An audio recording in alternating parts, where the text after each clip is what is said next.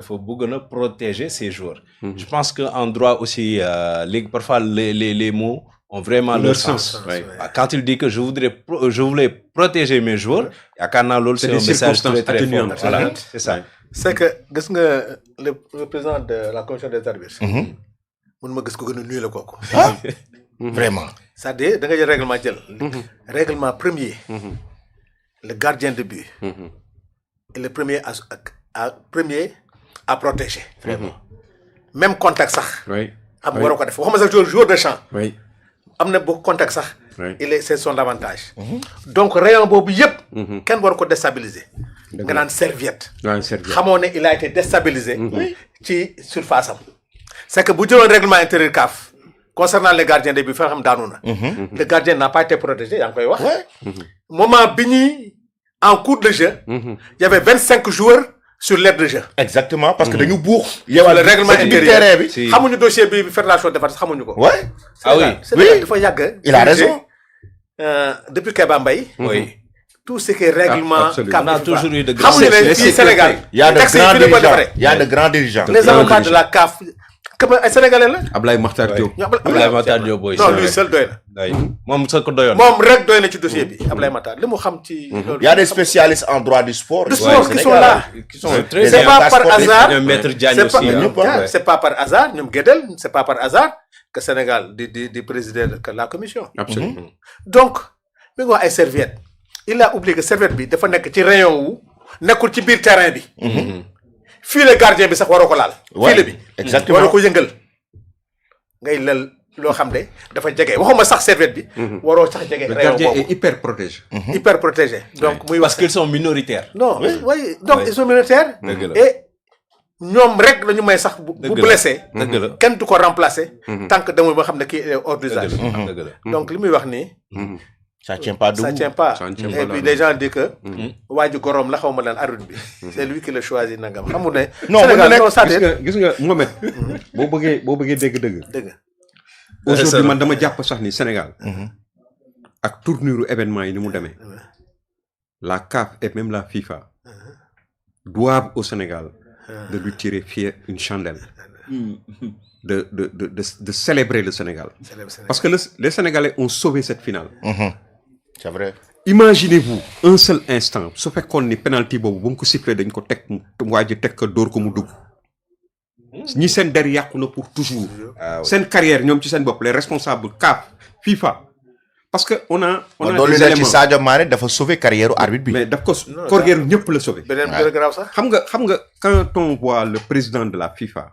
ci tribune mu toog à côté de Moulay Rachid le prince Moulay Rachid. Ouais. Il rate le penalty mu taxaw taf loxom ci gémmiñam. xam nga nit boo ànd ak moom. bu doon Sénégal la àndal day tëb. mu seeti jour yi dafa neutre seeti jour Maroc yi veille finale bi zen veille finale bi mu seeti jour Maroc seeti leen dem lekk fa boole ci. lekk ak ñoom déjà loolu rek dafa nekk lu nga xam ni. xam nga impartialité. gis nga naa la wax tey benn affaire. c'est extrêmement important. gis nga li ñu dal ci ay affaire u FMI. moo ñu dal ci affaire u ay FIFA. ce paternalisme là occidental. que nous sommes en train de subir. Parce que c'est des organisations qui doivent être à équidistance de tous les pays. C'est des organisations mondiales. Yoo xam ne ñoo gérer nangam. N'est-ce pas?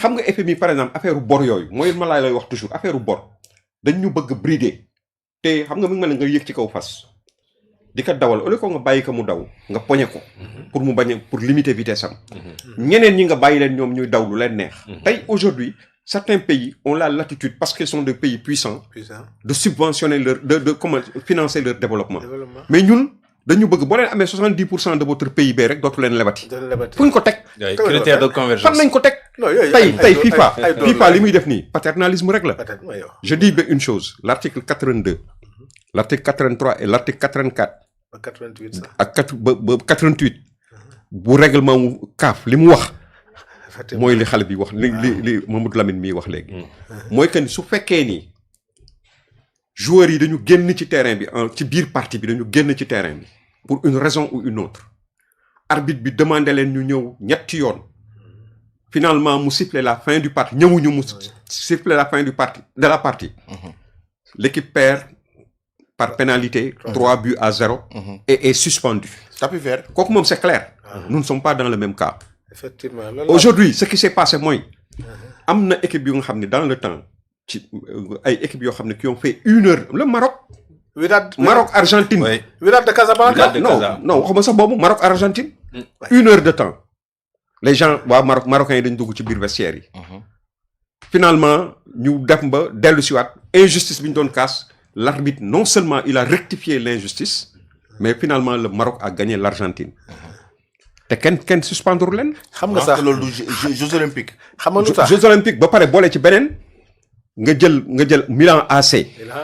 ak Marseille. ak Marseille waaw. 8e de finale ba. xaw ma quart de finale. en 91. mooy bi Marseille di jël affaire bi.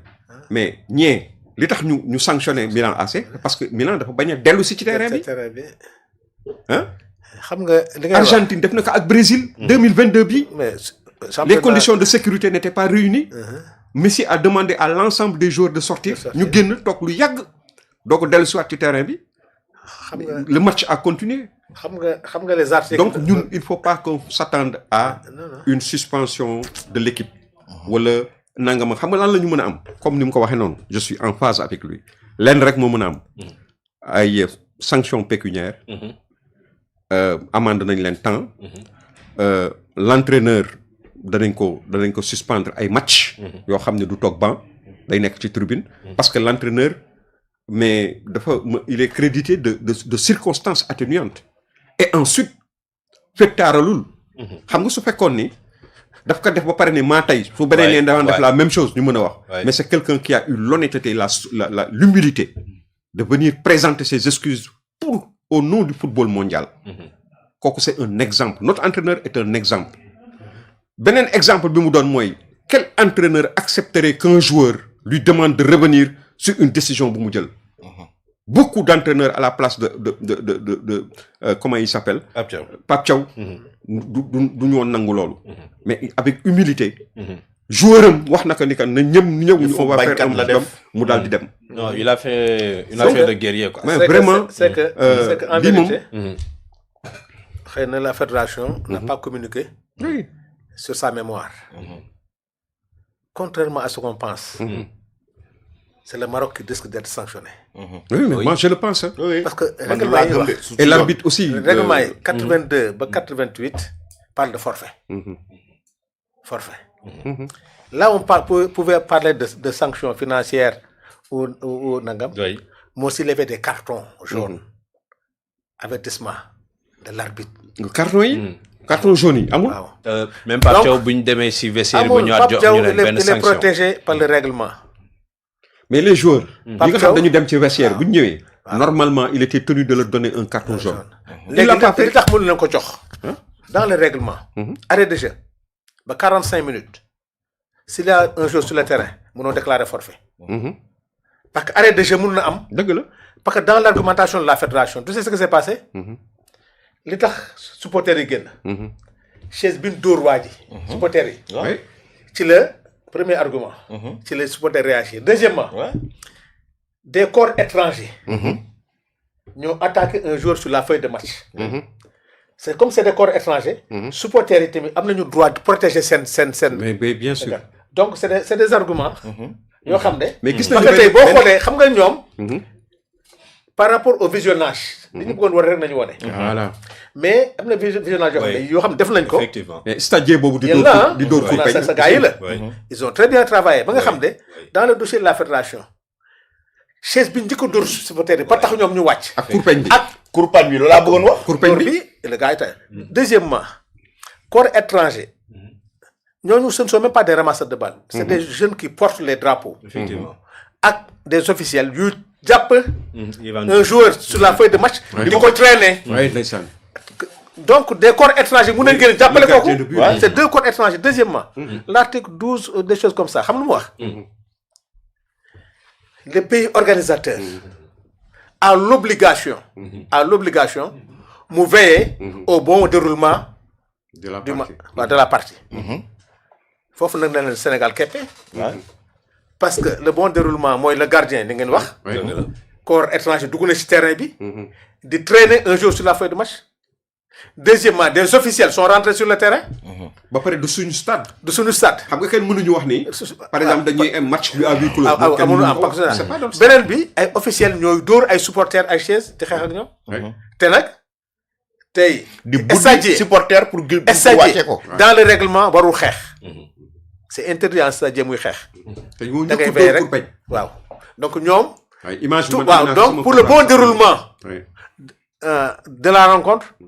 donc la fédération l'organisation a failli. Vraiment. Donc sanction bu am. Deuxièmement, Pape Thiaw. Aucun texte ne l'interdit à rentrer dans un vestiaire. Bu ko neexee dugg ci vestiaire bu ko neexee def nangam. Maintenant pour la sécurité des joueurs. parce que xeex am na arbitre dafa war a arrêter match bi. arrêter match bi. parce que xeex amoon na. coow am na. dans l'argumentation il demande à ses joueurs. pour plus de sérénité. quand même l'arrêt du match. Mais jusqu'à présent, il y avait des joueurs sur le champ de jeu. Gana wax rek Sadio Mané, mais Gana était sur le terrain. Gana était sur le terrain. Avec d'autres joueurs qui étaient sur le terrain. Ils étaient nombreux. Mais en vérité, ñun xam leen dal mooy bi ñu gagné coupe bi. émotion ba ñu jàpp. waaw kontaan nañu ba leen ne lu am baax na. match bi c'est le lendemain du match de la rencontre. J'étais à l'hôtel des Lions. Un jour nee na ma. moom d'accordul woon sax pour ñu dugg vestiaire. moom d'accordul woon pour mu dugg vestiaire et que da ko wax gaay bi. stratégie la woon. il fallait rester sur le terrain. mais stratégie la woon. il fallait rester sur le terrain parce que. mais parce que ñoom joueurs yi parce que xam nga ne ñoom joueurs yi ils étaient tellement conscients que ñoom ñoo mën Maroc. waaw mais nag gis nga. que Maroc amul woon benn argument offensif stratégie bu baax a baax la. gis nga amuñu woon argument. pour gagner match bi. mais ñoom ils n'ont pas même Brahim Diaz qui a tiré le penalty il était sous pression. c'est clair. et là aussi j'ai vu. mais il était sous pression parce que face à Edouard Mendy. il voulait nous humilier. Il voulait humilier mais cette humiliation là da ngay xool. ça allait dans le sens de renforcer le Maroc de sa victoire. oui parce que un tel but bu dugal. Panenka nga dugal ko noonu. te xam nga Panenka bi. mais c'est parce qu'il connaît mal Edouard Mendy. voilà gis nga léegi xam lu ko indi. les circonstances de l'arrêt de jeu moo indi li yëpp. de fait ñu déconcentré leen. mais normalement un penalty pareil. non da nga koy dugal la. góol day tenté. ouais. lan la Sadio wax ak moom. ak ni mu déconcentré wu. non dañuy donc si vous regardez les images. il va rater. Gana soo xalaatee image yi Gana mi ngi dekk ci ginnaaw Brahim Diaz. loolu yëpp ci expérience parce que mu lay déstabiliser. xam nga ay booy bu waaj a doon nga ko bu xalaat da koy raté. wala fii la koy doon demal gis nga Edouard bi mu tegee pied droit bi basculer corps bi. mooy day dem. donc Panenka bi dafa dugg. mais Edouard daf ko teg bu noppi taxaw. waay fekk boobu dem na. parce que foogoon na ni donc même garçon bi. li mu def c'est intelligent de. dañuy Edouard tenté wul. demul parce que penalty booy dóor rek góol moom day tenté rek danaan bàyyi ma dem à gauche à droite parce que xam naa ni muy demee. comme Sadio Mané muy dóor. c'est pas une première pour Edouard. c'est pas une première pour Edouard. Edouard yàlla na ko may ci loolu. il s'y connaît bien. Sadio aussi. il s'y connaît bien. expérience may na ko ba xam ne dañoo déstabiliser. parce que ñoom ñaar li ñu wax. xaw na jouer ci mentalu tireur bi. et même Gana Gueye aussi. et il est resté sur ses appuis. gis nga tireur techniquement Edouard. sur ce penalty. Edouard est resté sur ses appuis. c'est-à-dire si c'était un autre gardien. Brahim dafay xàcc rek mu dem ci benn côté. mais Edouard est resté sur ses appuis. il avait l'intention de suivre le ballon. yàlla la quoi. yàlla suñ borom la. injustice. parce que loolu ça aurait été vrai. gis nga man bi xale bi mu ne sortez du terrain gars yi di kii mon fils dafa ni na sort bu ñu génn.